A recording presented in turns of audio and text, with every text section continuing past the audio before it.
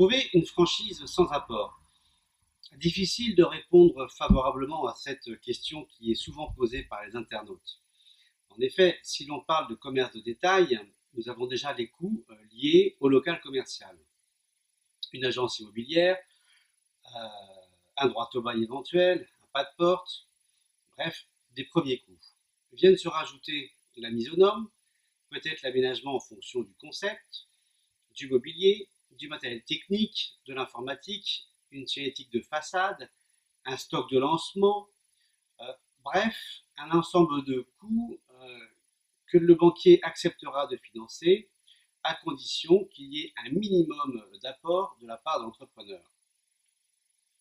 Si l'on parle en plus de franchise, il faudra rajouter le droit d'entrée dans le réseau et d'éventuels coûts spécifiques au concept en franchise, par exemple une durée de formation pour l'exercice du métier ou un stock de départ d'un emballage logotisé suivant l'enseigne.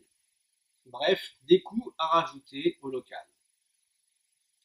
Retenons que pour créer un magasin, y compris en franchise, ça ne pourra se faire qu'avec un minimum de cash disponible qui va permettre d'aller voir un renfort bancaire, par exemple par un emprunt auprès d'une institution financière. Pour imager mon propos, il est impossible de devenir propriétaire de son habitation principale sans avoir un minimum d'apport.